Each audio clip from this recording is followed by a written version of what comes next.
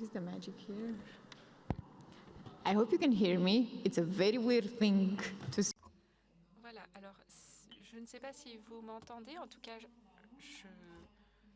souhaite vous dire bonjour. Je suis l'animatrice de cette dernière partie du volet parlementaire.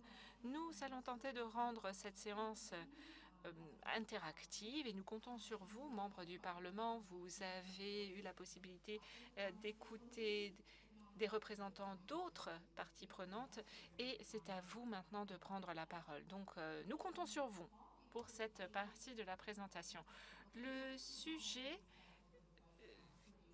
est un thème que vous avez déjà eu la possibilité de voir au cours de ces derniers jours. C'est ce qui se passe en ligne au niveau des bonnes pratiques et des échanges, mais nous allons prendre le problème de la perspective parlementaire au niveau régional et au niveau national. Comme je le disais, je compte sur vous lorsqu'il s'agit des pratiques, des bonnes pratiques politiques qui sont mises en place dans vos pays ou dans vos régions. Nous avons 5 invités. Nous nous concentrons sur les députés. C'est pourquoi nous n'avons que des membres députés parmi nous aujourd'hui. Nous avons Arusha Ratman, sénatrice du Pakistan, Franco Metazza, membre du Parlement au Mercosur, Yogesh Bhattacharya, membre du Parlement du Népal, Svetlana Pankova, membre du Parlement européen, et Ashley Soares d'Afrique du Sud, députée. Je vais vous poser une question. Je vais vous demander aussi d'intervenir sur ce qui est important dans votre travail, dans votre expérience, sur ces questions au sein du Parlement. Nous parlons du contenu, des contenus trompeurs, frauduleux. C'est très difficile de les définir. Donc, quels sont ces contenus qui affectent les personnes dans vos pays, que ce soit l'Union européenne, votre pays, le Mercosur, dans votre pays, dans votre région? Qu'est-ce qui est quelque chose de frauduleux, de trompeur? Comment cela affecte les personnes? Qu'en est-il du biais algorithmique, de la mésinformation, de la désinformation, des interférences et des ingérences étrangères et des risques de l'intelligence artificielle? Et la deuxième question, c'est quelles sont les législations, les politiques qui ont été mises en œuvre par vos parlements? Quelles sont les responsabilités et les rôles des acteurs différents du secteur privé, par exemple, parce qu'on parle des réseaux sociaux, des plateformes de réseaux sociaux et des contenus en ligne en particulier? Et comment est-ce que vous, en tant que député, faites en sorte que ces comportements nuisibles ne sapent pas la liberté d'expression, l'accès à l'information, le respect de la vie privée, l'état de droit? Et comment est-ce que ces lois nationales s'inscrivent aussi dans des contextes internationaux? Et quelles sont les choses que font ou que peuvent faire les parlements pour soutenir ce processus en ligne? Travailler avec d'autres parties prenantes, sensibiliser, un travail d'éducation, quelque chose qui n'est pas forcément directement lié à votre travail, mais qui joue un rôle important dans votre expérience. Et quelles sont les choses sur lesquelles vous avez expérimenté et qui n'ont pas forcément porté leurs fruits? Alors voilà, toute une panoplie de questions. Et j'aimerais bien que vous réagissiez et tentez de répondre autant que possible à ces questions et rebondissez peut-être sur ce que disaient les uns les autres. Donc, je vais commencer dans l'ordre dans lequel je vous ai présenté. Donc, je vais demander à Madame Rahman de commencer.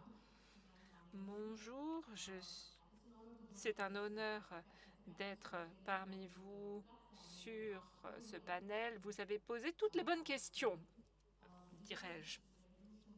La révolution numérique qui a commencé comme un murmure est devenue maintenant une réalité que nous ne pouvons ignorer.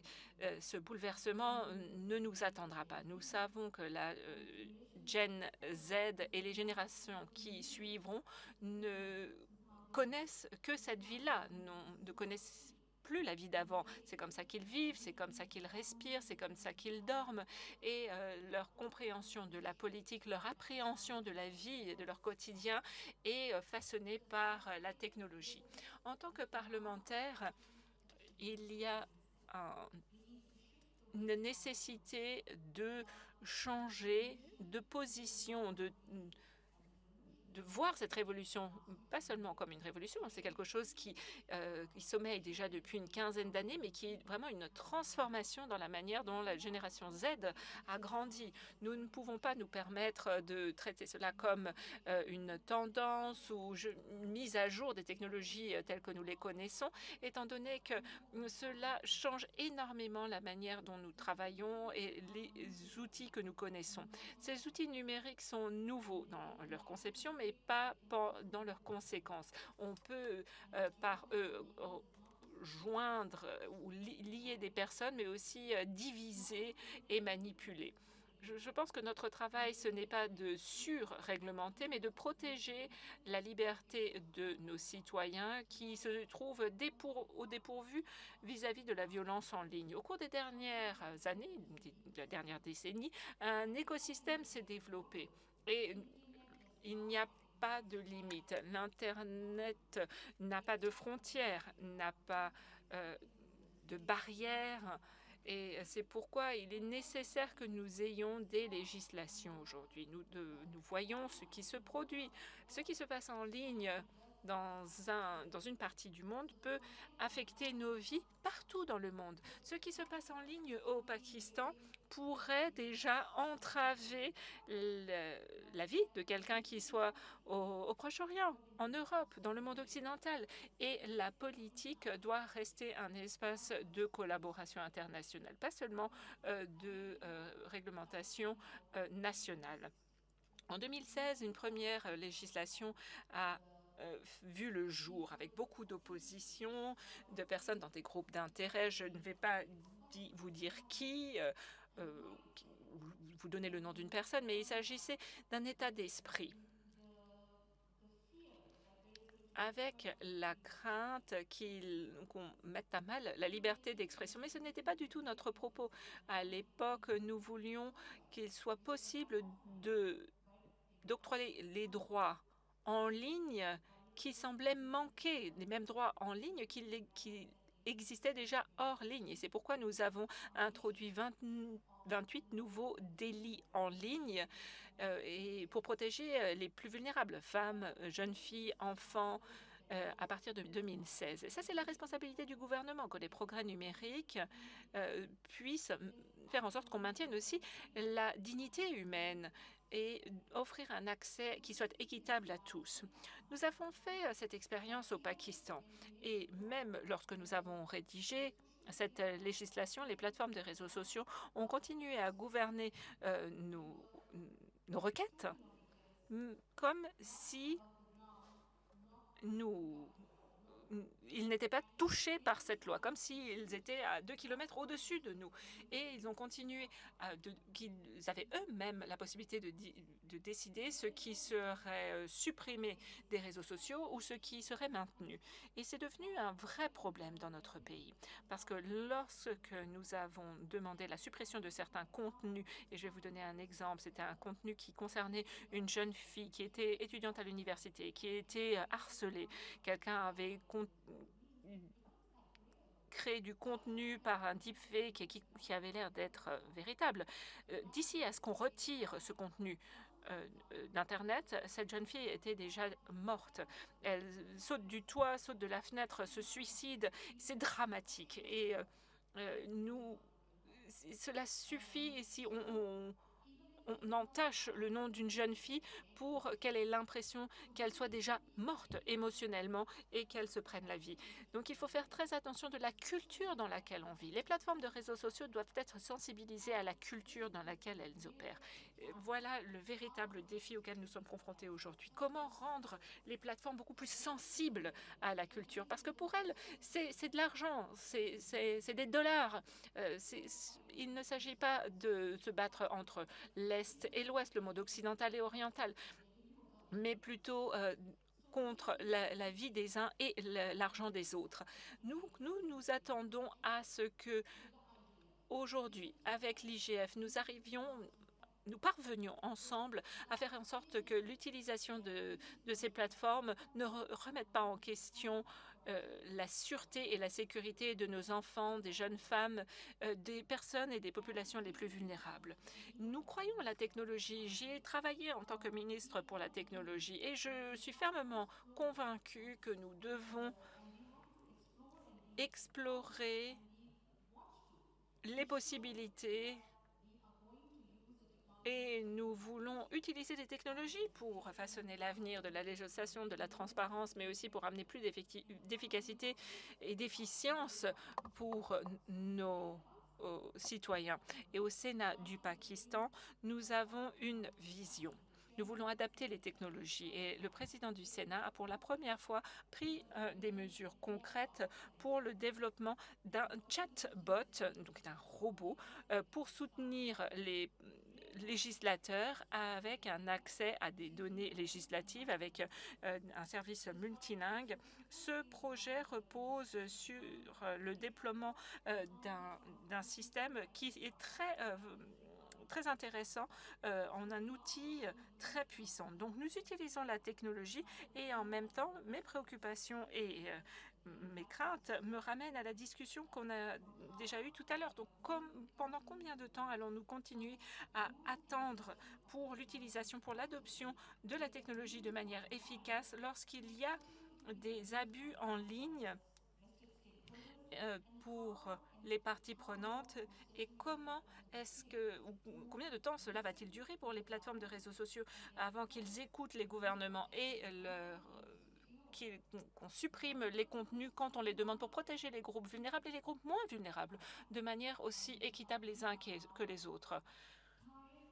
Nous sommes fatigués, nous sommes las d'attendre et j'aimerais inviter tous les autres membres du Parlement à ce que nous mettions en place une stratégie conjointe au sein de laquelle nous puissions nous adresser aux plateformes des réseaux sociaux pour que nos citoyens les plus vulnérables dans les pays respectifs puissent être assurés que leurs droits en ligne soient aussi sûrs que leurs droits hors ligne. Voilà ma requête ce matin. Merci. Merci d'avoir évoqué toutes ces choses. Vous avez parlé d'une législation sur la cybercriminalité. Est-ce qu'elle a été entérinée? Malheureusement, je ne vous entends pas très bien sans le casque. Vous avez mentionné votre rôle dans une loi sur la cybercriminalité. Est-ce qu'elle a été approuvée au Parlement? Oui, c'est une législation de 2016. J'ai commencé à travailler dessus en 2014. J'ai travaillé pendant 2 ans. J'ai convaincu mes collègues, j'ai écouté la société civile, les ONG, les médias, parce que Internet et tout ce qui se passe sur Internet est perçu comme étant quelque chose qui risque de mettre à mal la liberté d'expression. Il ne s'agit pas de la mettre à mal. Nous voulons la maintenir, cette liberté d'expression, mais nous voulons en même temps protéger les femmes, les jeunes filles, les enfants, tous ceux qui sont vulnérables. Peu importe de quel groupe il s'agit. Et c'est ce que nous voulions expliquer aux médias, que nous ne ciblons pas les réseaux sociaux, nous ne ciblons pas les médias, nous ciblons les réseaux sociaux et la propagande, la mésinformation et la désinformation. Nous voulons protéger nos citoyens parce que cela peut amener à des situations dramatiques qui peuvent devenir des délits dans nos législations. En 2016, nous avons cette nouvelle législation sur le cybercrime qui touche un gros groupe de population et ceux que nous représentons au sein de l'Assemblée et du Sénat de mon pays. Merci. Et j'aimerais passer la parole maintenant à l'intervenant suivant pour partager son expérience. Bonjour à tous. Je vais m'exprimer en espagnol, qui est aussi l'une des langues officielles et celle de mon Parlement. Tout d'abord, permettez-moi de remercier le département des Nations Unies responsable pour l'organisation de cette manifestation. Merci beaucoup à l'Union interparlementaire, à la Norvège. Merci beaucoup d'avoir organisé ce volet parlementaire. Je viens du Parlement du Mercosur en Amérique du Sud. Et avec le Brésil, l'Argentine et l'Uruguay ainsi que la Bolivie. Nous sommes un groupe qui travaille sur des processus législatifs pour devenir des membres de plein droit. Nous sommes en train de discuter de manière très assidue de ces thèmes au sein de nos parlements. En ce qui concerne les points qui ont été évoqués au début de cette séance, je vais répondre à vos questions. Ce que nous voyons, et nous sommes d'ailleurs très préoccupés de le voir, c'est que nous avons une codification des questions sur lesquelles on s'exprime, c'est-à-dire le racisme, mais aussi l'homophobie, la xénophobie, ainsi que l'utilisation de drogue. Bon, ça, c'est des exemples. Et je peux d'ailleurs étayer l'un des projets que j'ai évoqué et que j'ai présenté devant mon Parlement. Nous n'avons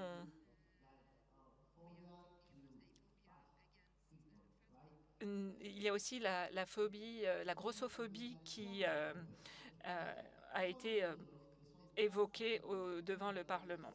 Toujours est-il que parfois, il y a des contenus sur les réseaux sociaux tels qu'Instagram, tels que TikTok, qui fait que les jeunes femmes et les jeunes filles, et même le public dans son ensemble, mais c'est quelque chose qui cible tout particulièrement les jeunes filles et qui peut aller jusqu'à induire des troubles alimentaires chez les jeunes filles. Donc ça, c'est quelque chose qui est très préoccupant et l'effet des images peut avoir un effet dramatique dans la situation d'une jeune fille. Imaginez, vous voyez une jeune fille de 13 ans qui est bombardée de ce type d'images, qui peuvent être des images fausses d'ailleurs, générées sur des faux comptes, des situations absolument impossibles à tenir, ou des publicités qui font la promotion de chirurgie esthétique. Vous avez des jeunes filles de 13-14 ans au Brésil qui vont chez le médecin pour des interventions de chirurgie esthétique. Donc c'est une situation très complexe auquel nous sommes confrontés actuellement et à la consommation de ce contenu sur les réseaux sociaux. Et cette dichotomie entre la réglementation, la liberté d'expression, est complexe, mais en tant que parlementaire,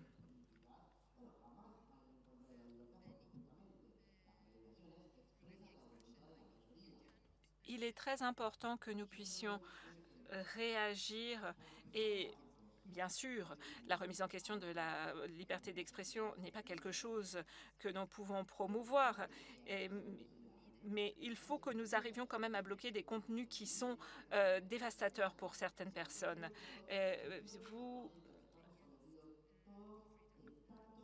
Par exemple, j'aimerais aussi me référer à l'utilisation des réseaux sociaux pour les jeunes en ligne. Là aussi, des choses doivent être faites. Ce matin, nous en avons discuté. Beaucoup de parties prenantes se sont exprimées et je pense que cela peut être intéressant justement qu'on en discute au niveau parlementaire. C'est lié aux fake news, à la désinformation et c'est lié aussi à notre travail en tant que députés. Nous devons protéger la démocratie. En Argentine, c'est le pays duquel je suis issue, on a beaucoup parlé d'un des leaders de l'État, un leader de l'opposition, Cristina Fernandez de Kirchner. Il y a eu énormément de discours de haine à son encontre qui ont été propagés. Et une personne en particulier a été tellement bombardée par cette information qu'elle a décidé de l'attaquer par balle. On lui a tiré dessus. Et ça, c'est vraiment à quoi peuvent mener ce type de comportement et cette consommation extrême des réseaux sociaux. Mais tout cela a été causé par le discours de haine que consommait cette personne en ligne. Donc, vous imaginez, elle y a réchappé de peu. Et je pense que c'est absolument nécessaire qu'aujourd'hui, nous devons pouvoir établir une bonne gouvernance autour des réseaux sociaux. C'est absolument crucial dans le monde complexe dans lequel nous vivons. On est prêt. Nous devons protéger l'humanité, nous devons protéger la démocratie. Merci. Merci aussi d'avoir donné ces exemples. J'ai beaucoup aimé cette métaphore. Vous avez évoqué le fait qu'il est nécessaire d'avoir des règles dans l'utilisation des réseaux sociaux. Et est-ce que vous avez ce type de débat au sein du Mercosur? Est-ce que vous faites vous mettez des choses en place qui sont plus collaboratives pour être plus en sécurité en ligne, pas seulement pour ce qui est de la réglementation, mais aussi de la sensibilisation et des capacités chez les utilisateurs pour qu'ils soient plus préparés, parce que toutes les réponses ne sont pas forcément dans la législation et ce qui doit être appliqué, mais aussi comment on peut sensibiliser les populations. Est-ce que vous avez des réflexions à ce sujet-là? Oui, Sorina. Et c'est aussi quelque chose de très important. Dans le Parlement du Mercosur, actuellement, nous avons un consensus sur le fait que les entreprises doivent mettre plus la main à la pâte que ce n'est le cas aujourd'hui. Ils ont des budgets, ils ont de l'argent pour le faire, pour tirer la sonnette d'alarme, mais ils ne le font pas quant aux contenus qui sont préjudiciables. Et aux fake news, par exemple. Et je crois que nous sommes tous d'accord là-dessus. C'est vraiment la voie qui doit être empruntée. Alors, plus de responsabilités pour le secteur privé. Je sais que nous avons des participants du secteur privé que nous entendrons peut-être tout à l'heure. Mais je suggère que nous continuons avec Yogesh Bhattarai. Thank you very much, Sorin. Merci beaucoup, Sorina. Excellence, chers délégués, chers collègues députés, chers amis des médias, bon après-midi. C'est un très grand honneur d'être avec vous aujourd'hui pour vous présenter la République fédérale du Népal et je voudrais exprimer toute ma gratitude aux organisateurs, notamment les Nations Unies et le gouvernement norvégien qui ont créé cet espace d'échange, d'expériences et aussi de sagesse collective. Le sujet qui nous intéresse, donc comment échanger des informations concernant l'écosystème numérique, est évidemment quelque chose qui concerne non seulement les aspects techniques, mais c'est un parcours, un périple démocratique continuel. Et on comprend donc le pouvoir transformateur de l'ère numérique et de ses outils. Nous avons été les témoins donc de tout ce qui se passe. Ceci ouvre une voie immense donc pour pouvoir lier, connecter les différentes communautés. Mais ce progrès est aussi associé à des défis très complexes où la démocratie peut être mise à mal. Et l'on peut aussi avoir de la désinformation, des abus en tout genre, du harcèlement en ligne. Et c'est pour cela que tout gouvernement responsable doit réagir. Au Népal, nous menons une conversation nationale pour maintenir cet équilibre ténu entre la liberté d'expression et quand même protéger les citoyens. Et ceci donc a mené à l'élaboration d'un projet de loi actuel qui concerne la réglementation. En effet, il s'agit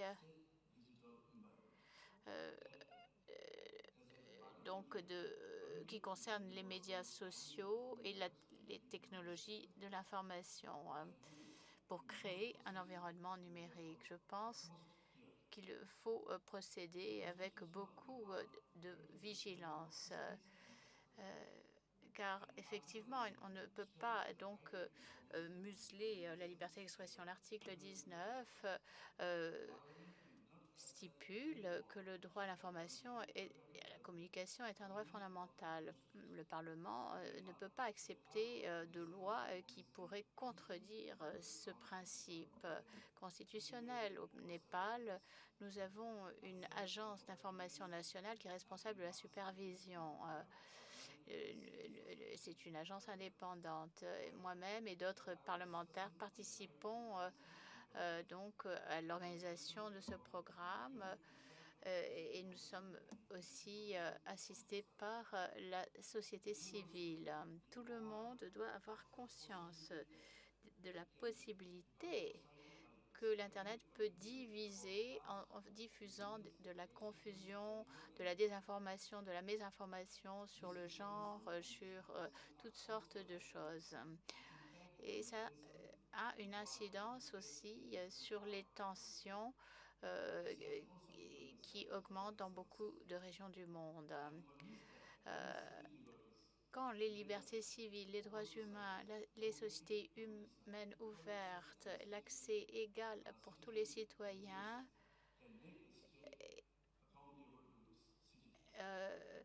et surtout un accès égalitaire, ceci doit être fait de sorte à ce que l'État rende des comptes à ses citoyens. Les plateformes numériques doivent être réglementées, mais pas contrôlées. Le secteur du numérique doit étayer l'immunité, doit étayer la paix et doivent par conséquent être réglementés. La solidarité, c'est également primordial. Nous pensons que pour renforcer une institution démocratique, il nous faut avoir des plateformes qui se connectent au cœur des citoyens. Ça facilitera la vie. Ça permettra aux communautés marginalisées de s'intégrer. Il s'agit d'un engagement collectif à ces principes en tant que parlementaire. Il s'agit donc bien sûr d'une aspiration énorme. Et je pense qu'ensemble, nous pourrons construire un avenir numérique meilleur, qui soit vibrant et fondamentalement libre. J'ai pris pas mal de notes quand vous avez parlé et je voudrais revenir sur quelques points plus tard. Mais vous avez dit on a besoin de gouvernance responsable et que les États doivent aussi rendre des comptes à leurs citoyens. Donc ça, on en reparlera tout à l'heure. Ma question sera la suivante. Comment est-ce que vous interagissez avec les plateformes technologiques quand vous êtes en train de préparer ces lois? Quel type de relation entretenez-vous? Nous avons présenté un projet de loi sur les médias sociaux et les plateformes numériques. Nous avons discuté avec beaucoup d'acteurs et d'organisations. Le gouvernement a entendu les requêtes des uns et des autres et c'est un processus qui n'est pas conclu encore. J'espère que nous allons avoir une loi vraiment solide par rapport à l'accès aux médias numériques et tout en équilibrant donc la nécessité de protéger tout en assurant la liberté. Je voudrais revenir à la question sur ces législations spécifiques. On a entendu beaucoup d'exemples et nous croyons vraiment que l'Europe est meneuse quand on parle de législation numérique. Nous en sommes à la phase de mise en œuvre. À l'heure actuelle, quand on parle des législations de l'Union européenne, il s'agit de 27 États membres. Je voudrais commencer d'abord par mettre l'accent sur les nouvelles législations les plus importantes et nouvelles. Et bien sûr, je vais commencer par la loi sur les services numériques. C'est donc la législation phare quand on parle de la réglementation de l'espace numérique. En gros, DSA, c'est comme ça qu'on l'abrège, ça aborde toutes les questions et problématiques qui ont été mentionnées depuis le début de la discussion aujourd'hui, notamment protéger les mineurs et les groupes vulnérables, appréhender la violence sur Internet, appréhender les contenus préjudiciables. Donc tout ceci font partie de ce cadre législatif communautaire. Mais bien sûr, on ne peut pas agir tout seul. On a besoin donc d'autres lois, par exemple la législation sur le marché du numérique. Il s'agit d'assurer qu'il y ait donc une libre concurrence dans le secteur des plateformes numériques pour que les consommateurs puissent choisir librement. Et il faut que ces plateformes soient aussi interopérables. Ça, c'est une exigence vis-à-vis des prestataires de services. Il y a ensuite le règlement général de protection des données personnelles. Ça protège, bien sûr, mais c'est aussi la promotion de partage de données fiables, protéger les droits humains dans l'espace numérique. Quand je parle de ce règlement RGPD, donc le règlement général de protection des données, c'est peut-être le règlement le plus controversé, mais populaire. Et ne serait-ce que la semaine dernière, et on a créé une nouvelle institution. On a terminé en tout cas les négociations des règles de procédure pour traiter les litiges transfrontaliers en Union européenne. Quand on parle de législation numérique, il s'agit vraiment de faire preuve de pragmatisme. Les problèmes qu'on doit résoudre aujourd'hui seront très différents après-demain avec l'IA. Et c'est pour cela qu'il faut de la flexibilité. Or, c'est compliqué pour les régulateurs du monde entier. On ne peut pas toujours anticiper les défis à venir dans ces segments de l'économie qui sont tellement évolutifs, notamment le secteur du numérique. Voilà. Je voudrais mentionner deux autres législations essentielles. Il y en a une qui est encore en cours de développement. D'abord, la liberté des médias. Le plan d'action européen pour la démocratie, c'est un plan d'action, pas une législation, pour renforcer la liberté des médias en même temps faire la promotion du pluralisme. En gros, il s'agit de combattre la désinformation, comme on a pu observer différentes affaires ces derniers temps, notamment l'ingérence dans des campagnes électorales et aussi des ingérences étrangères. Alors, cette loi sur la liberté des médias, c'est en cours de négociation qui vise à protéger l'indépendance et la liberté des médias, en même temps transparence par rapport à la propriété de ces médias. Il y a beaucoup d'exemples, donc on essaye de résoudre tous les problèmes. Mais si vous me demandez de résumer quelles sont les 4 priorités en tant que membre du Parlement européen qui travaillons à ces projets de législation. Évidemment, il y en a beaucoup plus de priorités, mais j'ai pris ces quatre pour aujourd'hui. Primo, nous essayons de maintenir donc notre attention sur la transformation centrée sur l'humain. Deuxièmement, combattre la haine et la désinformation en ligne. À nouveau, donc cette loi sur le numérique, c'est donc assurer que l'on ait des mécanismes d'application de la loi beaucoup plus robustes pour intervenir en cas de violation. Ensuite, troisièmement, résilience. Ces législations,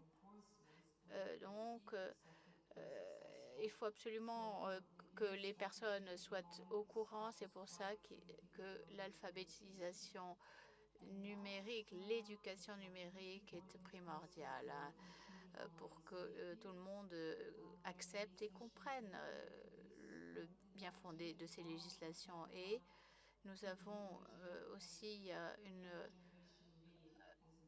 compris que les jeunes et leur sécurité, notamment celle des enfants, est primordiale. Cette protection vise spécifiquement les mineurs et les plus vulnérables. Dernière chose, en 30 secondes, quand je parle en tant qu'Européenne, on est 27 États membres et chacun a des expériences très différentes dans l'exécution de ces législations. Donc, en une de mes minutes, je voudrais vous présenter l'expérience de mon pays, la Bulgarie. On a encore beaucoup de peine à mettre en œuvre ces législations européennes dans mon pays, la Bulgarie. Mais notre société civile est, elle, très active. Il y a beaucoup de campagnes en Bulgarie sur enseigner aux jeunes et aux enfants comment identifier et faire la part des choses entre la mésinformation et désinformation. Donc, il faut absolument analyser la source d'information. D'où vient l'information? On a pu constater que les jeunes ne se posent pas la question. Ils lisent et ils pensent que c'est tout bon. Et donc, bien sûr que c'est très compliqué avec ces législations qui sont fort complexes, mais une fois que vous avez pu rallier le soutien de l'État, alors on passe au niveau des régions et des municipalités. Merci beaucoup. Vous avez soulevé deux questions importantes. D'abord, c'est une chose d'avoir des législations, mais après, il faut les appliquer et comment mettre en œuvre. Et moi, je viens de la Roumanie, on connaît les mêmes problèmes. C'est pas si simple à mettre en œuvre. Et deuxièmement, l'éducation, alphabétisation, renforcer les capacités chez les jeunes utilisateurs. Mais je pense que tout le monde bénéficierait, y compris nous, donc de cette éducation au numérique. Peut-être un autre sujet. Comment est-ce que l'IA se connecte à la discussion concernant l'espace numérique plus sûr, plus inclusif? Bon, peut-être que d'autres ne seront pas d'accord avec moi, mais il me semble que la loi sur l'intelligence artificielle est probablement l'une des meilleures pour protéger les personnes. On a vu beaucoup de critiques déjà. Pourtant, ce que nous visons, c'est veiller à ce qu'il y ait innovation et croissance. Mais avant cela, il faut d'abord protéger les droits des citoyens, assurer qu'il y ait suffisamment de temps pour les consommateurs à digérer quels sont donc les problèmes associés à ces technologies. Donc, quand on travaille sur cette législation, évidemment, il y a eu énormément de discussions et ça a été assez critiqué, cette loi. Monsieur Souls, d'Afrique du Sud. Merci, Sorena. Très cher député, très cher participant. Je viens d'un pays qui protège la liberté des religions. Je voudrais vous saluer au nom de Allah et au nom de Jésus-Christ. Et moi, ma langue est le pouce qui est quasiment en voie d'être perdu. Enfin, voilà, je me sens très honorée de prendre la parole à ce forum où il s'agit d'examiner la convergence des pratiques numériques. Il est clair que l'Afrique du Sud est certainement le témoignage, la preuve qu'il est possible de maintenir des technologies performantes, d'utiliser leur potentiel de transformation tout en relevant les défis UNITIC. Mais il y a une sorte de génocide où des décisions exécutives de gouvernement américains, donc basées uniquement sur de fausses informations mises en ligne.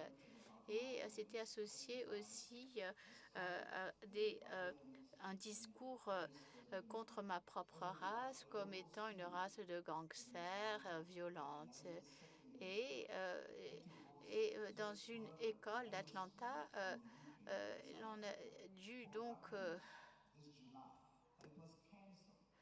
il y avait en fait un match de foot qui était prévu et ça a été annulé parce que en fait les parents des élèves qui devaient rencontrer l'équipe eh bien avaient des craintes par rapport à la sécurité. Enfin bref, il est clair qu'il faut absolument que par le sport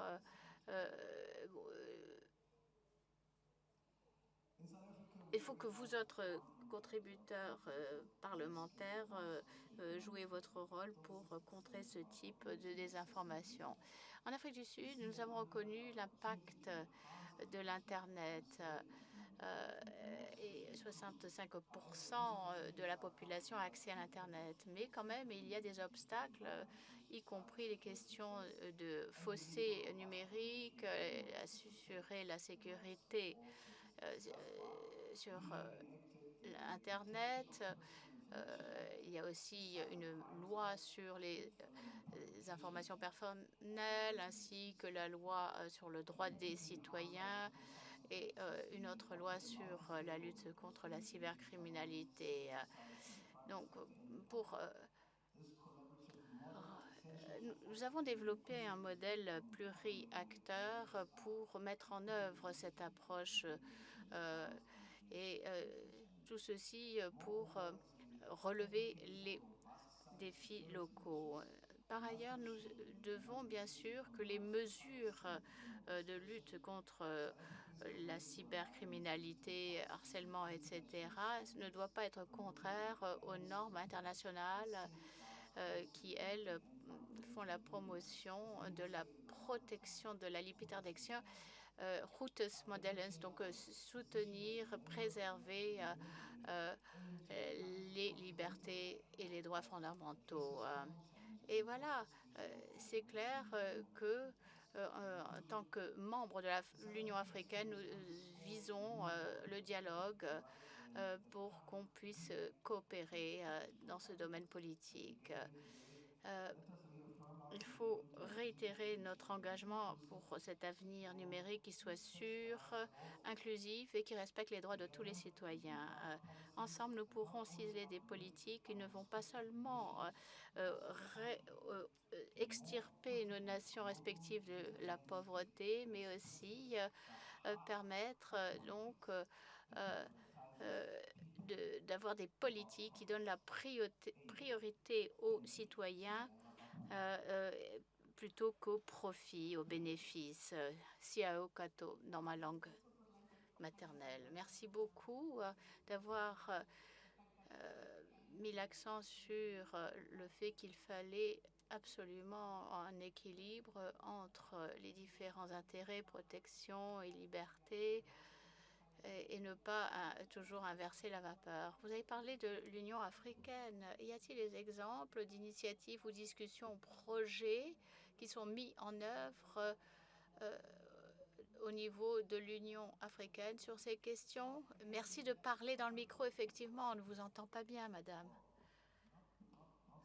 Non, je n'ai pas de... Il n'y a connaissance de programme spécifique. Là, l'Union africaine n'est pas aussi progressive qu'on aurait voulu, mais il y a l'approche IGF. Nous avons le forum de la gouvernance Internet en Afrique du Sud. Et là, il y a des programmes et des initiatives. Et je pense que c'était pour la première fois en raison de cette approche que vous avez invité les parlementaires qu'on a été invités à participer à l'IGF. Et c'est grâce donc à ce qui a été fait au niveau national en Afrique. Très bien, j'ai l'impression que l'on n'a plus beaucoup de temps, mais je sens que la salle veut prendre la parole, poser des questions. Présentez-vous, s'il vous plaît. Merci, Sorena. Bebek, Swalan, Népal. Je suis un défenseur de la jeunesse et de la politique. Merci aux sénateurs et aux députés pour ce qu'ils ont dit. C'était vraiment très évocateur pour mon pays et pour toute la région. Question concernant le rôle des jeunes dans la prise de décision. À chaque fois que des jeunes participent, ça amplifie l'impact des choses décidées par les politiques. Et c'est vrai que les jeunes sont toujours dans le rôle de catalyseur positif et ça aide aussi à la mise en œuvre. De quelle manière est-ce que vous impliquez les jeunes dans l'élaboration de politiques? Est-ce que vous avez prévu peut-être de leur donner voix au chapitre lorsque vous vous proposez de travailler un projet de loi ou règlement? Hello to fellow parliament. Bonjour, chers parlementaires, je m'appelle Oul des Philippines et je suis donc députée à la Maison des représentants des Philippines. Je voudrais demander donc des idées concrètes par rapport à la cybercriminalité. En 2012, il y a eu notre première loi contre la cybercriminalité. C'était il y a déjà un moment et nous avions prévu que c'était possible.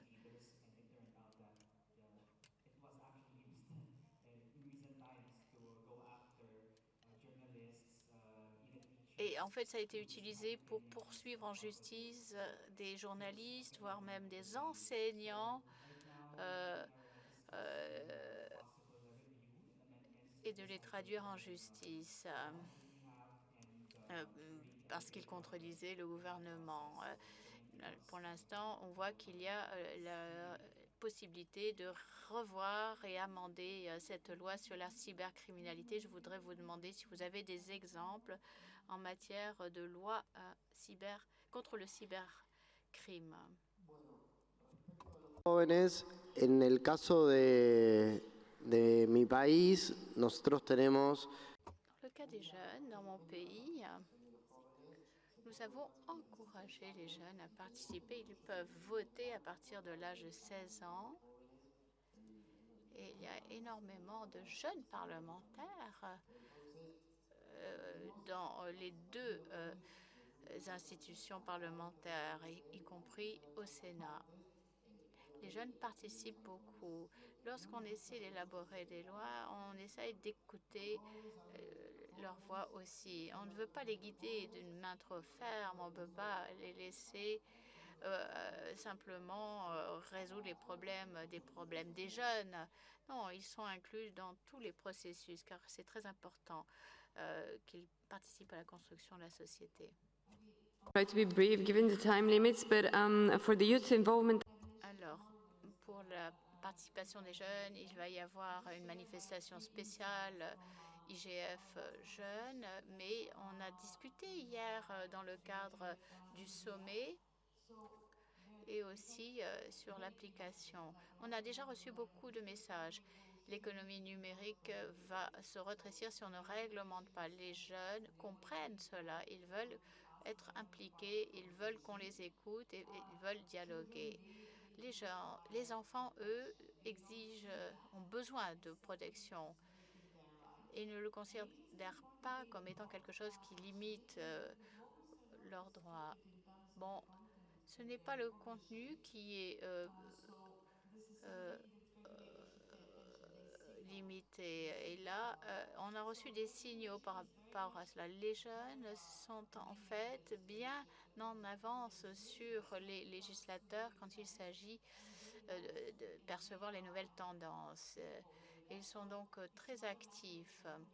Ce n'est pas une question est-ce qu'ils veulent participer, non, c'est à nous de tendre la main et de leur donner la possibilité. Alors, cybercriminalité, je vous donne l'exemple de comment est-ce que c'est traité dans le cadre de cette loi européenne sur les contenus violents. Tout ce qui est considéré comme illicite doit être retiré de la plateforme et un juge doit être pris, la décision doit être prise par un juge et non pas par le gouvernement. Au Népal, vous savez que le Népal est un pays particulier. Nous avons en effet beaucoup de langues, 125 langues et 125 castes. Alors, et nous nous retrouvons entre deux énormes pays, la Chine et l'Inde. Alors, c'est sûr que les jeunes, jouent un rôle très particulier chez nous. Leur engagement est aussi important et on a organisé un forum, y compris un forum de la gouvernance sur Internet au Népal. Et on parle avec eux pour tout ce qui concerne les processus de légifération. Deuxièmement, les questions qui relèvent de la cybercriminalité, là, il y a une loi et même une unité de police qui est spécialisée dans la lutte contre la cybercriminalité. Il mène l'enquête.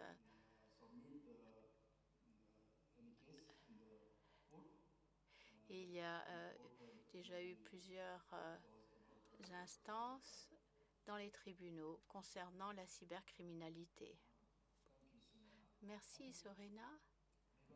Peut-être que je devrais commencer et dire qu'il faut être honnête et transparent. En Afrique du Sud, nous n'avons pas vraiment mis l'accent sur la participation des jeunes, mais on voit bien qu'à la veille d'une modification de la structure gouvernementale, on a un gouvernement à un parti unique depuis 1994 et maintenant nous avons une coalition d'unité nationale. Donc les approches sont différentes et sont obligées donc de composer pour former un gouvernement. Ce qui a permis de rendre les choses plus proches. Il y a deux leaders IGF, le président et le vice-président sont des jeunes. Ils sont présents à cette conférence à Oslo. Et c'est la première fois qu'on nous invite, nous parlementaires, grâce à cette approche différente du gouvernement qui inclut la voix des jeunes et parce qu'on écoute. Grâce à cela, je suis là aujourd'hui. Donc je pense que c'est un pas dans la bonne direction pour l'Afrique du Sud. Encore que quelques instants pour poser vos questions si vous souhaitez le faire. Un micro est juste à côté de vous, madame. Oui. Merci beaucoup, madame. Je suis l'honorable Vwanga de la République démocratique du Congo, Kinshasa. J'aimerais aborder une question, je ne sais pas, I want to speak in French, please. If, je peux? I can. Je voudrais aborder une question un peu plus technique et vraiment intense parce que à chaque fois que l'on parle de la législation et des droits humains, on sait tous que c'est vrai que nous sommes des législateurs, mais ne vote pas ou bien n'écrit pas une loi qui veut. Et ça a été dit ici que la plupart des parlementaires ne sont pas outillés, mais j'aimerais évoquer ici le rôle que les Nations Unies ont joué sur la reconnaissance des droits humains. Lorsque les Nations Unies ont compris les réalités du monde vers 1945-1948, ils ont parlé des droits civils et politiques. Ils les ont reconnus comme la première génération des droits humains. Ensuite, il y a eu les droits liés à l'économie, au travail. Ils ont créé la deuxième génération des droits humains, les droits économiques et sociaux et sociaux, si on peut le dire ainsi. Ensuite, en parlant de l'écologie, les Nations Unies ont reconnu les défis du moment. Ils ont créé la troisième génération des droits humains, les droits collectifs liés à l'environnement. Mais ici, il est clair que concrètement, les Nations Unies n'ont pas encore reconnu les droits numériques comme étant faisant partie de la quatrième génération des droits humains. Pourquoi je le dis? Parce que lorsqu'on lit les constitutions de notre pays, on va voir qu'il y a beaucoup de travaux, beaucoup de pays ont repris les travaux des Nations Unies. Donc, comme droit fondamental, il est clair qu'ici, si on parle des droits civils et politiques, nous savons de quoi nous parlons. Si nous parlons des desks droits économiques, nous savons de quoi nous parlons effectivement. Mais lorsqu'il s'agit des droits numériques, on parle des droits humains, on parle de légiférer, mais en réalité, on ne s'est pas encore mis autour d'une table pour dire en effet que les droits numériques faisaient partie de la quatrième génération des droits humains. Si les Nations Unies passent cette étape, vous allez remarquer que beaucoup de pays vont enjamber et peut-être ça sera même inscrit dans nos constitutions et dans nos lois. Parce que je l'ai dit tout à l'heure, légiférer, c'est bien, c'est un vœu, mais il faut avoir la technique pour légiférer. Et il est clair que notre contribution en tant que parlementaire est qu'il faut que nous ayons un élément, un instrument commun, comme on l'a avec les trois générations des droits humains et avec la génération des droits numériques. Merci. Thank you. We'll get back to that. And the second. Merci beaucoup. On reviendra sur ce point un petit peu plus tard. Prochain commentaire?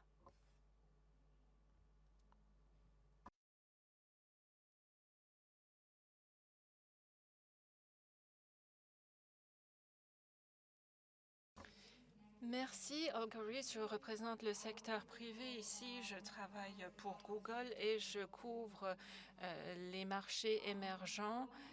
Je souhaite dans un premier temps remercier les différents participants à cette conversation qui était particulièrement intéressante et j'aimerais aussi souligner quelques points et réagir à des choses qui ont été dites auparavant et pendant la discussion de panel que nous avons pu mener.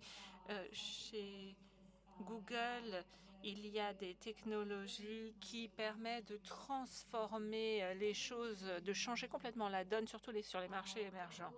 Mais nous reconnaissons aussi que de telles technologies doivent être développées, déployées de manière responsable avec la communauté internationale, avec le secteur privé et avec nos utilisateurs.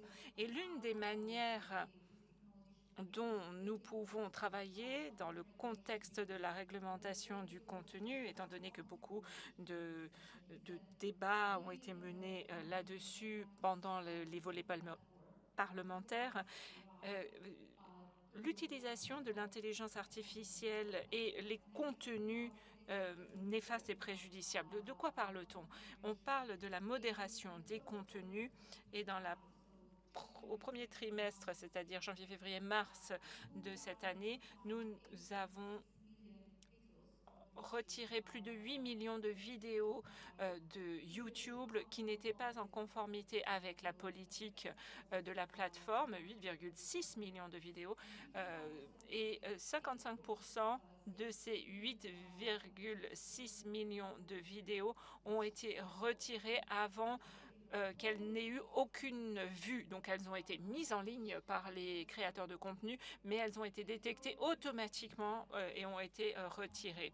Et les vidéos ont été retirées à moins de 10 vues dans un pourcentage de 47%. Donc là, encore une fois, il est possible de mettre en place des garde-fous pour ce type de contenu en ligne. Et je ne veux parler pas seulement de contenu, mais je trouve que c'est toujours très intéressant de connaître aussi les statistiques, mais du besoin d'entreprises telles que Google de travailler sur le renforcement des capacités des parlementaires, sur l'utilisation de l'intelligence artificielle dans leur travail au quotidien, mais aussi dans la manière dont l'intelligence artificielle peut aussi amener une croissance sur les marchés émergents. Et j'aimerais aussi mettre en lumière un projet que nous avons développé avec des personnes de la région des MENA et notre bureau de Londres pour mettre en place des défis réglementaires sur la base de l'intelligence artificielle, du cloud et des questions du contenu. C'est quelque chose que nous faisons depuis des années déjà. Nous avons des programmes similaires un petit peu partout dans le monde, sur des marchés émergents en particulier. Et deuxième programme que j'aimerais mentionner, qui est disponible pour tous, et plus particulièrement pour les représentants des gouvernements, qui s'appelle AI Campus, que nous avons créé avec une ONG qui s'appelle ePolitical, qui est basée au Royaume-Uni et qui est créée pour des membres de gouvernement, des personnes élues. Et nous avons 7 cours disponibles sur les différentes facettes que revêt l'intelligence artificielle. Et nous avons déjà pu former un grand nombre de personnes et j'aimerais inviter tous les fonctionnaires, toutes les personnes dans la fonction publique à se servir de cet outil. Plus de 100 000 personnes ont déjà profité de cet instrument et c'est un outil très intéressant dans une technologie qui évolue aussi rapidement. Alors, très rapidement pour les personnes qui veulent encore faire un commentaire.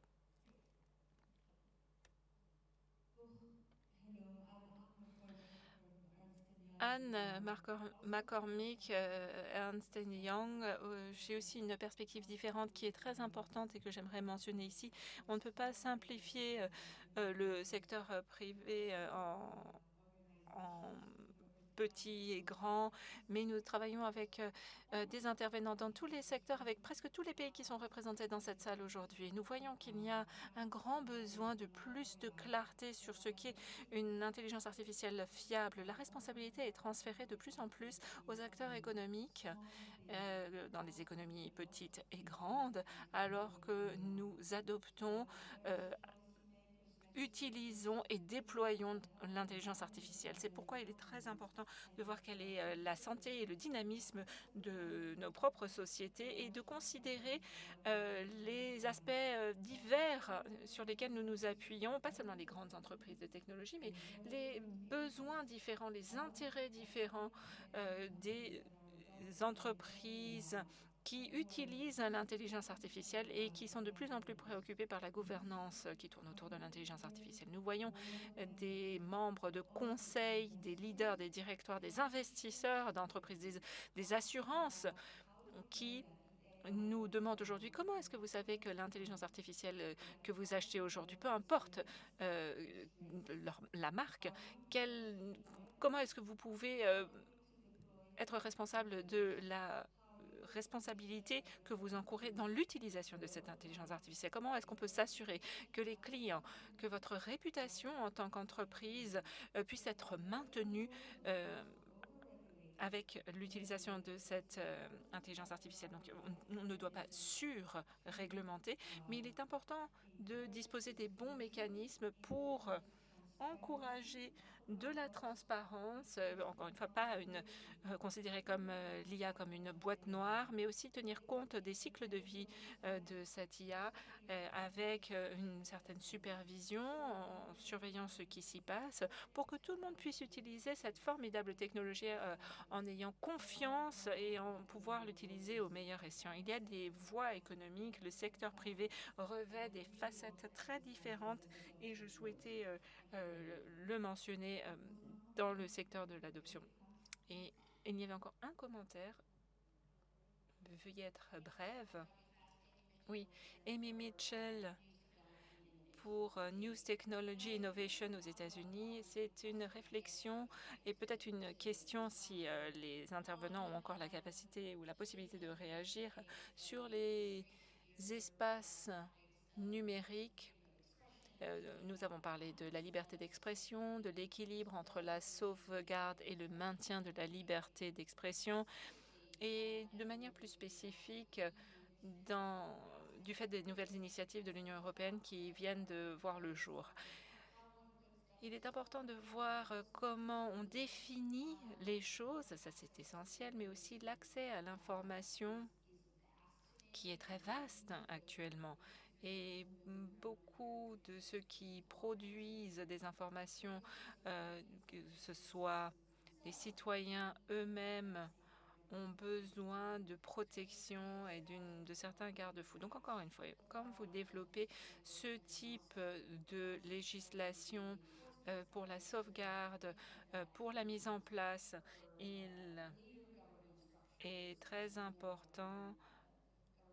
Comme nous le savons, les gouvernements peuvent changer au fur et à mesure du temps, et c'est pourquoi il est très important de bien définir les choses pour une bonne mise en œuvre, autrement ça peut causer des préjudices. Alors je regarde nos hôtes. Est-ce qu'on peut encore laisser la possibilité à nos intervenants de répondre? Merci. Donc n'hésitez pas à réagir. Alors, pour la représentante de Google, et la remarque que vous avez faite, je m'exprimerai en espagnol, comme vous l'avez constaté.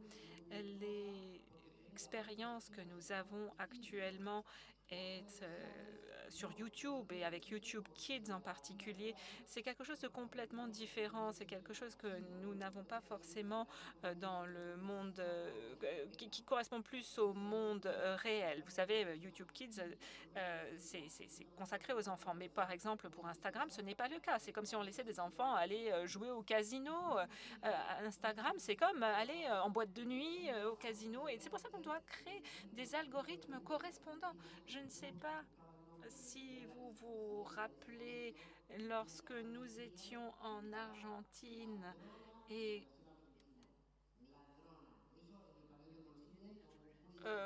si vous connaissez le cas que j'ai mis en lumière un petit peu plus tôt, des personnes ont appelé la présidente, l'ont insultée en disant que c'était une voleuse. Donc ça, c'était quelque chose qui s'est passé à très haut niveau. Mais c'est pour ça qu'il faut faire très attention. Et le président Millet aussi intervient sur les réseaux sociaux de manière parfois qui peut être remise en question. Et sur l'aspect de l'intelligence artificielle pour la perspective africaine qui a été évoquée, effectivement, il doit y avoir un équilibre entre l'importance du bien-être des personnes et les profits.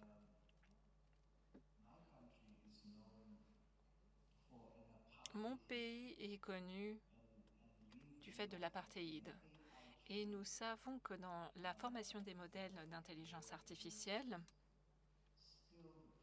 il y a encore aujourd'hui le risque d'un apartheid numérique. C'est un danger unique pour nous, et aucune attention n'est portée par le secteur privé à ce phénomène. Même en ce qui concerne le profiling sur la base de la séparation raciale historique. Et si une intelligence artificielle devait observer la salle ici, je suis la personne qui a certainement la peau la plus foncée de la salle, et si on fait une différenciation à ce niveau-là, quelqu'un qui ait une peau de la même couleur que la mienne pourrait être profilé conformément à la couleur de sa peau. Et ça pourrait vraiment proposer un problème, étant donné que l'histoire, à ce moment-là, se répéterait. Merci. Très rapidement sur la remarque qui a été faite pour la 4e génération de droit et le besoin d'une approche commune. Tout à fait d'accord avec ce commentaire. J'abonde absolument dans votre sens parce que cela nous permettra aussi de résoudre la question de la mise en œuvre. C'est vrai, c'est très difficile d'avoir cette application, d'avoir cette mise en œuvre et j'ai pris bonne note de votre commentaire.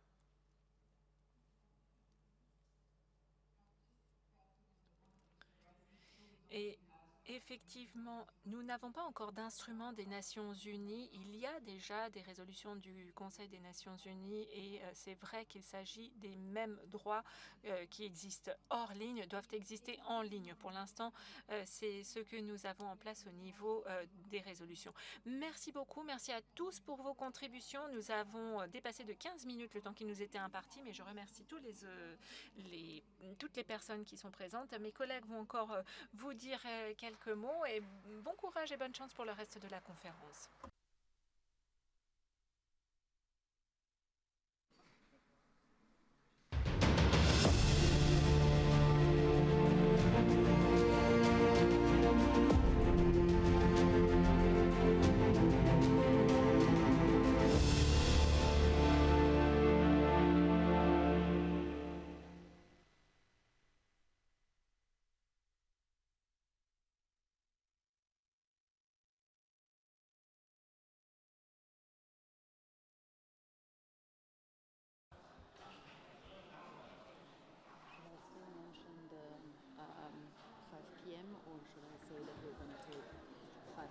Say we should try to finish by 5.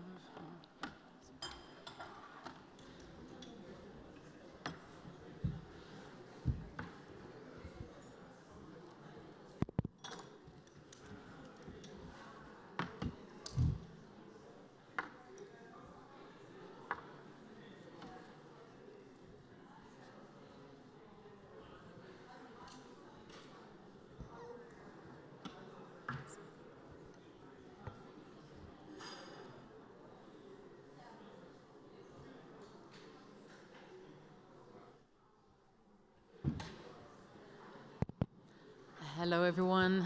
We will try to close. Bonjour, nous allons essayer de terminer le plus rapidement possible, sachant que nous avons dépassé l'horaire.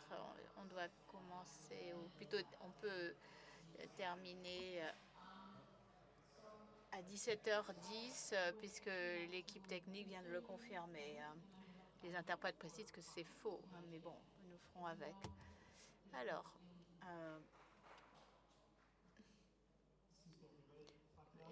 pourrais-je vous demander votre attention, puisque c'est la fin du volet parlementaire. Si vous voulez continuer votre conversation, peut-être que vous pourriez le faire dans le couloir. Merci beaucoup.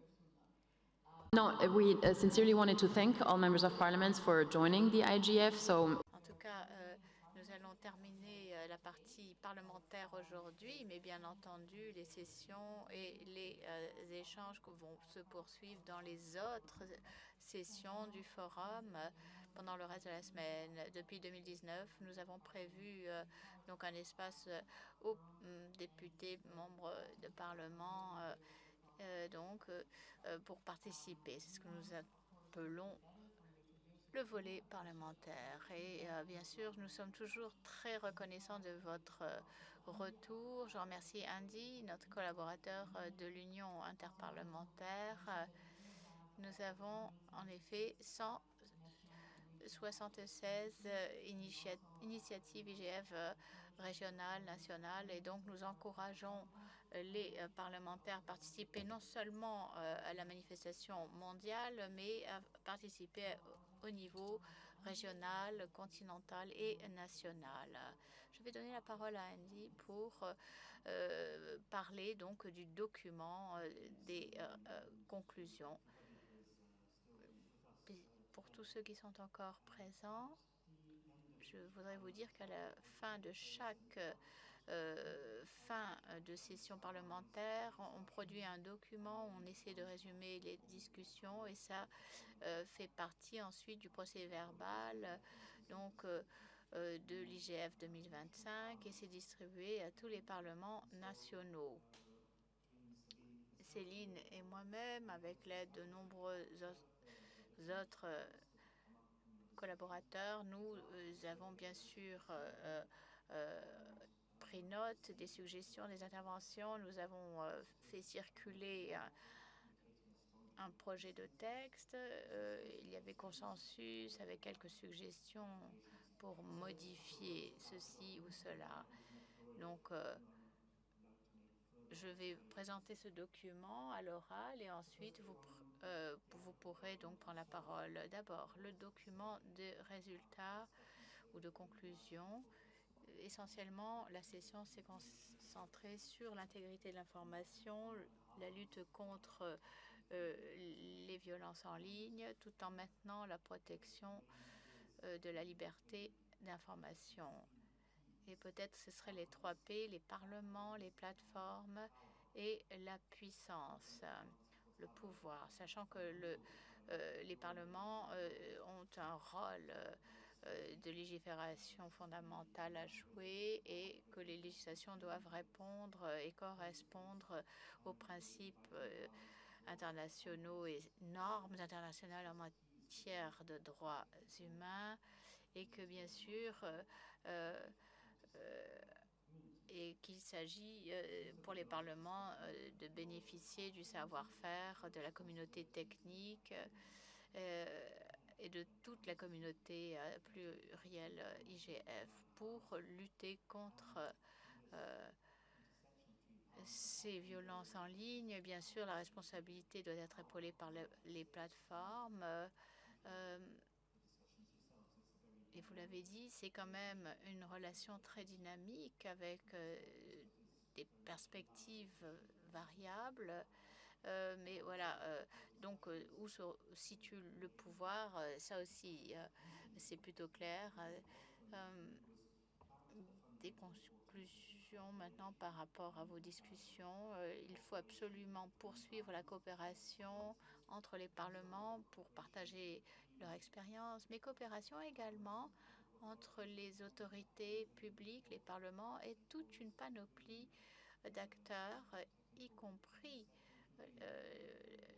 les spécialistes de la tech et des sociétés très puissantes technologiques. Il faut absolument maintenir ce dialogue à double sens. Nous avons donc essayé de capturer les points saillants abordés pendant les échanges. L'équipe de rédaction a aussi reçu des suggestions qui ont été reprises avec votre accord, bien sûr. L'impact environnemental des technologies, notamment les centres de données, l'inclusion numérique, les femmes, les enfants et d'autres groupes qui sont à risque d'exclusion, notamment les personnes présentant des handicaps. Et nous avons renforcé aussi les aspects concernant l'équilibre entre sécurité et liberté d'expression et la lutte contre le discours de haine. Voilà, nous avons reçu beaucoup de commentaires très utiles qui seront intégrés dans le document. Il y a eu des propositions de suppression aussi, mais il n'y a pas eu de consensus, mais ça sera référencé. Par exemple, ne proposer de supprimer donc l'IGF et la participation aux processus internationaux, par exemple supprimer la mention de la société civile, mais nous avons estimé que ceci ne s'alignait pas avec la position générale des personnes qui ont participé aux discussions.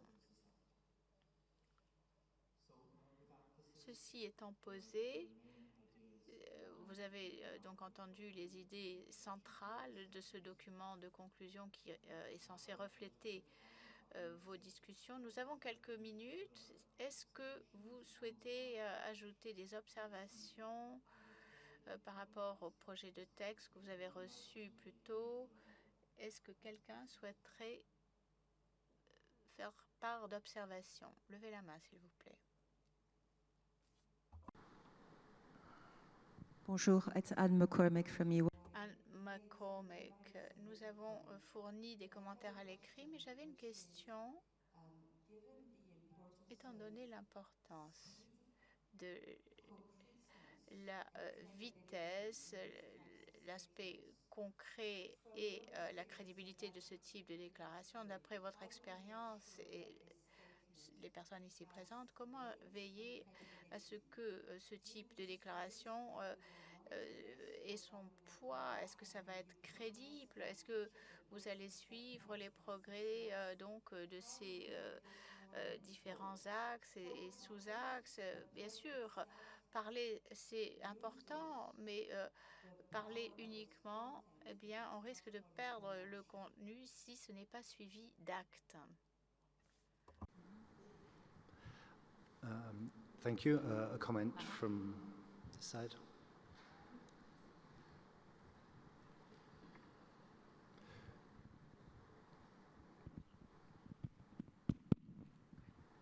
My name is. Moi, je viens d'Égypte, je m'appelle Nasser. C'est la troisième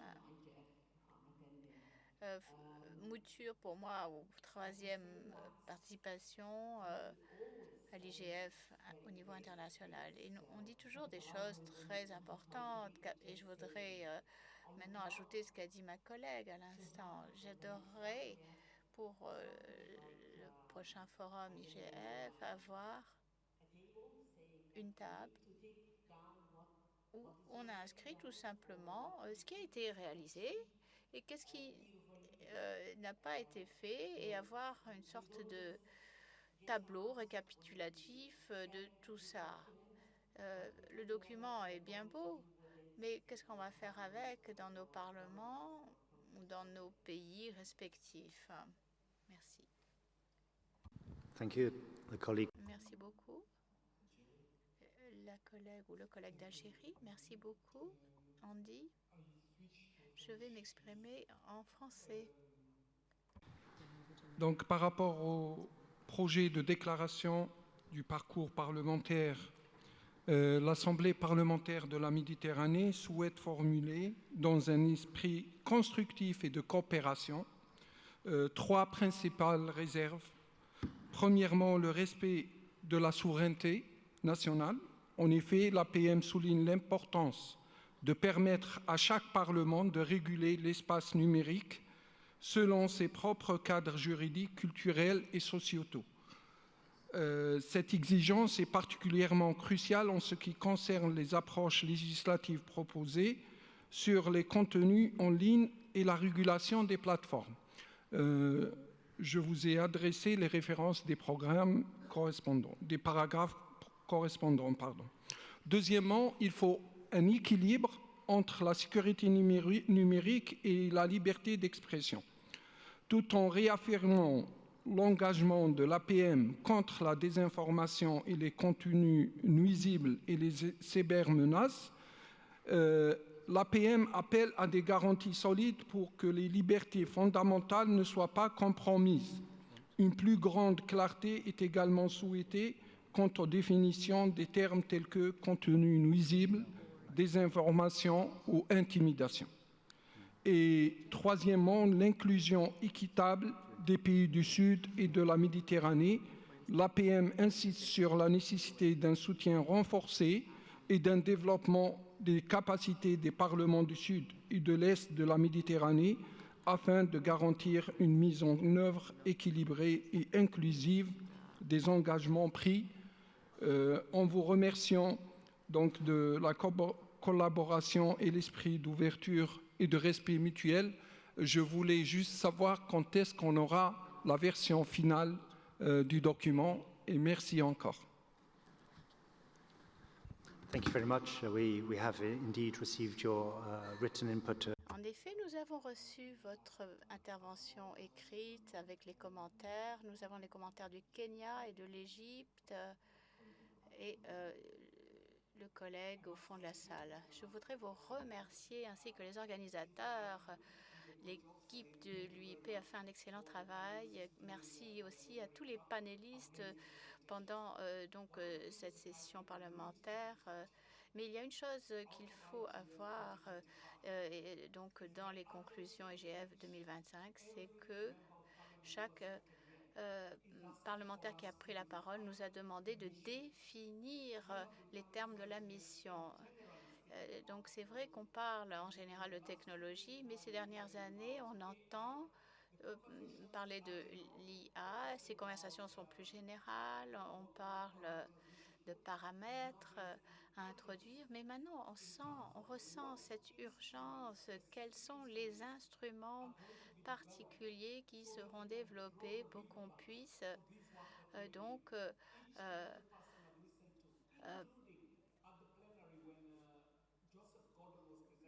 quand Johnson Gordon a fait sa présentation, il est clair que chaque pays connaît des problèmes, les développeurs aussi. Il y a des problèmes du côté des créatifs, mais nous, on a besoin d'avoir aussi plus de clarté sur les données, la représentation de ces données. Et il s'agit bien sûr de trouver le point de convergence dans cette lutte pour nous tous. Il ne s'agit pas donc d'une lutte développeur contre gouvernement ou encore la population contre les big tech.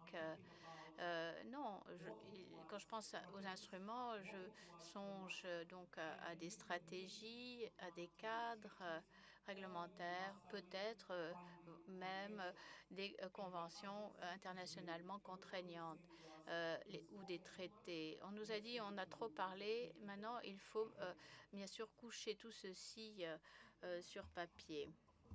Egypt. Thank you so much. Merci beaucoup. Je serai rapide. J'ai une suggestion. Dans mon expérience, donc avoir ce projet de loi sur le climat, et nous avons une plateforme où toute législation concernant le climat dans le monde et c'est accessible donc aux parlementaires et ça nous ouvre la porte à beaucoup de connaissances sur l'état d'avancement de législation de ce genre.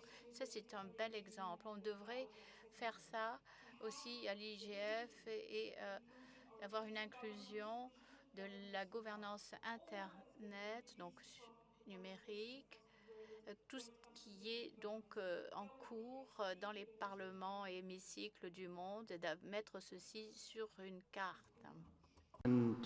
Merci. Un dernier commentaire au fond de la salle.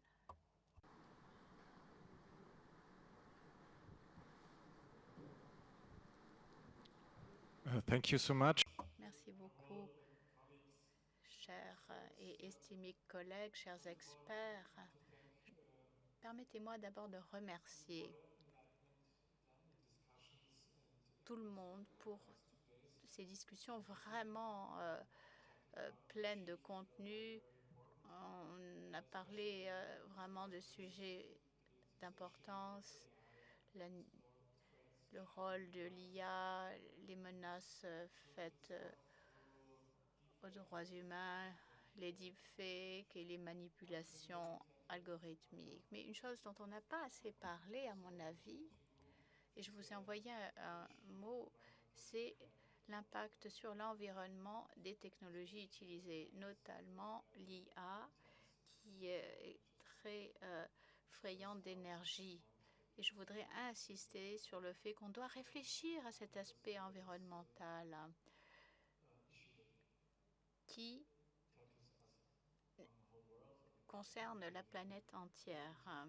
Et j'ai l'impression que la seule fois où on en a parlé dans la session parlementaire, c'est que ça a été effleuré et je voulais insister sur son importance. Merci. Merci à vous tous pour vos retours. Nous avons pris acte évidemment de tout ce que vous avez dit.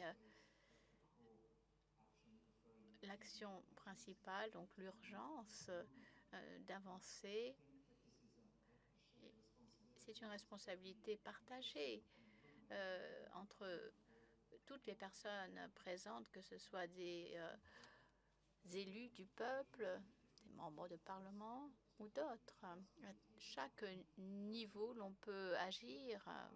Bien sûr, les parlementaires sont véritablement les chevilles ouvrières dans cet effort au sein de vos parlements nationaux. Quelles sont les questions soulevées, débattues? Est-ce que vous organisez des auditions? Est-ce que vous êtes en mesure de faire avancer la programmation politique dans vos propres pays? Et quelles sont les ressources dans la communauté IGF? Et il y a une invitation donc à puiser dans le gisement d'expertise de la société civile et du secteur privé. Et les parlements peuvent certainement traiter avec leur communauté IGF dans leur pays et leur région, où il y a énormément de documents, de directives et d'enceintes de discussion. À notre niveau, au niveau de l'Union interparlementaire, nous sommes engagés à poursuivre l'échange entre les parlements, de fournir un contexte, une plateforme d'échange d'expériences. J'ai un tout petit peu parlé tout à l'heure de notre accent spécifique sur l'IA parce que c'est nouveau, c'est émergent. Beaucoup de parlements se posent des questions. Demain, en partenariat avec le PNUD, il y aura une session sur la réglementation de l'intelligence artificielle avec des exemples provenant de différentes juridictions du Parlement européen, d'Égypte, d'Uruguay et bien sûr d'autres parlements s'ils souhaitent présenter ce qu'ils ont fait sur la question ou ce qu'ils font actuellement. Nous sommes en train donc de recenser donc toutes les initiatives parlementaires en matière de textes de loi concernant l'IA. Si votre Parlement est en train d'intervenir et de développer une politique concernant l'IA, eh bien, je vous en prie, partagez cette information avec nous et nous répercuterons à tous. Et nous allons bientôt publiquement annoncer que le Parlement de Malaisie, à la fin du mois de novembre, va accueillir avec l'Association du Commonwealth, l'UIP, un événement parlementaire concernant l'IA responsable. Et notre rôle, c'est d'assurer donc le lien entre les différents parlementaires sur ce domaine précis pour qu'ils puissent donc échanger plus avant sur les obstacles, les initiatives, etc. La coalition qui a été décrite un peu plus tôt aujourd'hui. Donc à ces différents niveaux, nous pensons qu'il y a encore de la marge de manœuvre, on peut progresser, mais nous sentons tout à fait encouragés vu qu'il y a eu beaucoup de participants dans ces sessions parlementaires. Et bien sûr que cela montre bien que vous agissez dans vos propres parlements. Nous espérons que ce sera utile pour avancer dans vos initiatives, dans vos propres hémicycles. Merci beaucoup pour cet excellent résumé. Peut-être que, hormis le document de conclusion, nous avons aussi fait un résumé des discussions pour chaque session. Il y a les références et les différents documents. Il y aura une liste de tout ceci.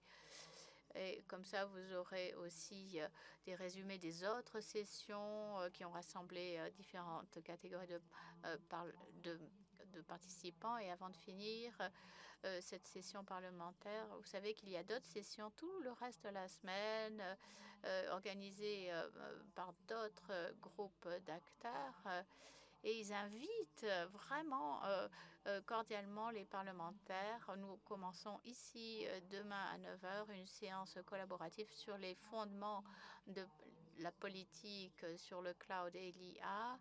Il y a aussi une autre session sur ce que fait le Parlement européen avec les jeunes. C'est plus tard dans Westfold.